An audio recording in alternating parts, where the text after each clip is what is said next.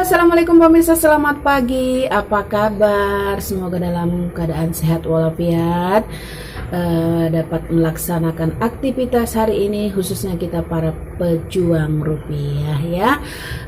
Si pagi menjelang siang lah ya. Mama Jitni mau menjabarkan karakteristik daripada para pembeli yang sering berbelanja atau mungkin dihadapi oleh kita sesama pedagang. Apa saja pemirsa, sudah Mama rangkum beberapa. Oke, yang pertama pembeli yang suka membandingkan harga ya. Pembeli yang suka membandingkan harga biasanya memang ada niat untuk membeli, tetapi dibandingkan dulu apakah ada selisih dari warung yang satu dengan warung yang lainnya. Kalau dirasa di sini lebih murah, mungkin beli itu pun juga tidak terlalu banyak. Ya ibaratnya iseng-iseng berhadiah seperti itu. Tahu harga, tahu stok barang yang ada di sini, jadi bisa untuk namanya membandingkan.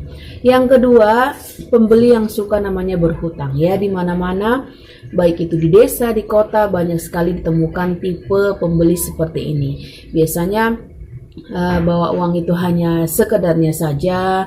Ketika berbelanja di warung ataupun di toko, keinginan ataupun namanya niat untuk berbelanja itu menggebu-gebu, tetapi apalah daya, dana tidak sesuai dengan namanya keinginan, jadi berhutang. Terkadang tipe-tipe seperti ini pemirsa, kalau ditagih ada yang marah, ada yang suka lupa, ada yang cuek, ada yang pura-pura tidak tahu, bahkan terkadang sebagai namanya yang mengutangi ya, sebagai pemilik namanya uang yang diutangi, barang yang diutangi, ada niat untuk namanya menagih, tetapi terkadang hal-hal sepele seperti ini mengakibatkan namanya terjadi perselisihan, terjadi pertengkaran, hubungan antar tetangga, kerabat dan sebagainya tidak baik karena utang piutang tersebut ya. Jadi lebih baik namanya menghindari tipe pembeli yang suka berutang.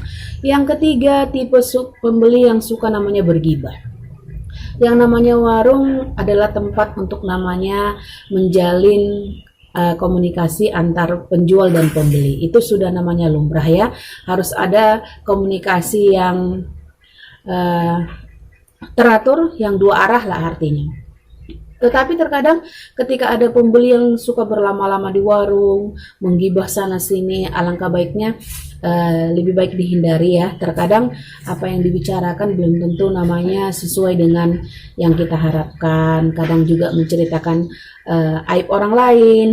Bisa jadi juga kita nanti aibnya diberitakan juga kepada yang lainnya juga. Jadi untuk menghindari atau mengantisipasi hal pembeli seperti ini, ketika sudah memasuki percakapan yang panjang lebar ya kan, lebih baik kita ibaratnya mensibukkan diri atau mungkin dengan tegas mengatakan masih banyak pekerjaan Mbak gitu. Jadi harus ada batasan-batasan pemirsa. Memang hubungan antar pembeli dan penjual itu harus baik, tetapi memang ada batasan-batasan, itu dia. Pembeli yang keempat tipenya yang banyak bertanya ya, banyak bertanya, semua ditanya harga ini berapa, harga itu berapa, tetapi terkadang jarang membeli. Sering saya alami pemirsa di warung, tetapi itu lumrah ya, daripada berutang kan seperti itu. Kita juga selaku penjual namanya harus memberikan pelayanan yang ramah, yang sopan, kalau ditanya ya dijawab seperti itu. Terus pembeli yang berikutnya adalah pembeli yang suka salah membeli barang ya, khususnya ini anak-anak. Biasanya disuruh orang tuanya beli barang A, ucapannya barang B seperti itu. Jadi solusinya kita beritahu kepada orang tua kalau menyuruh anaknya berbelanja harus ada namanya catatan, harus ada namanya tulisan. Jadi tidak bolak-balik lagi balik ke warung ataupun ke toko kita untuk berbelanja. Pembeli yang berikutnya itu pembeli yang ibaratnya hanya suka untuk menukar uang kembalian seperti itu ya. Belinya misalnya hanya 5.000 tapi duitnya 100.000 ataupun 50.000. Itu biasanya datangnya pada pagi hari ya. Ya kalau saya berpikir positif ya mungkin untuk uang jajan ataupun uang saku anaknya, kalaupun saya ada pasti saya namanya akan tukarkan. Kalau cuman sisanya sedikit atau mungkin persediaan uang kecil saya sedikit akan saya tolak seperti itu. Jadi sama-sama mempermudah urusan masing-masing. Itu dia pemirsa. Pembeli yang berikutnya, pembeli yang suka ibaratnya memesan barang tetapi lama diambil, ya sama aja dengan kategori berhutang ya. Jadi terkadang kan ada pembeli yang ibaratnya, Mbak tolong dipesankan ini ya, tetapi kadang lama mengambil, kadang lupa mengambil, seperti itu. Harus namanya kita mengingatkan. Kalau seperti itu, kalau misalnya persediaan uangnya banyak atau mungkin barangnya banyak, ya tidak apa-apa. Tapi kalau mungkin warung-warung kecil seperti Mama Jitni pribadi, itu ibaratnya memberatkan seperti itu. Jadi lebih baik ditiadakan seperti itu. Terus pembeli yang berikutnya itu pembeli yang suka namanya memberikan kritik ya, memberikan kritik yang membangun. Itu pasti kita selaku namanya penjual untuk kemajuan warung kita diterima, asalkan dalam batasan yang sopan, yang santun. Karena ada istilah, Anda segan kami pun Anda sopan kami pun segan, seperti itu ya.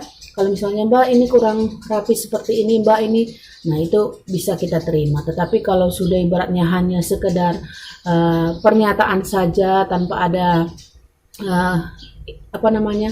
kebenaran yang nyata, ya kita bisa juga bantah seperti itu. Jadi inilah beberapa tipe-tipe pembeli yang selalu datang berbelanja silih berganti ke warung Mama Jitni. Terkadang kita ada pembeli yang lama, ada juga ketemu pembeli yang baru. Bagaimana kita menjaring namanya nasabah, menjaring namanya pembeli untuk kemajuan warung kita. Karena ada istilah, pembeli adalah raja selama pembelinya itu sopan, selama pembelinya itu santun, dan yang paling utama tidak berhutang. Itu prinsip di warungnya Mama Jitni. Oke, terima kasih sudah menonton vlog Mama Jitni pagi ini, menikmati suasana pagi ini sambil menjaga warung, mencari rezeki, menjemput rezeki. Semoga hari ini hasilnya lebih baik daripada kemarin. Terima kasih pemirsa. Assalamualaikum warahmatullahi wabarakatuh.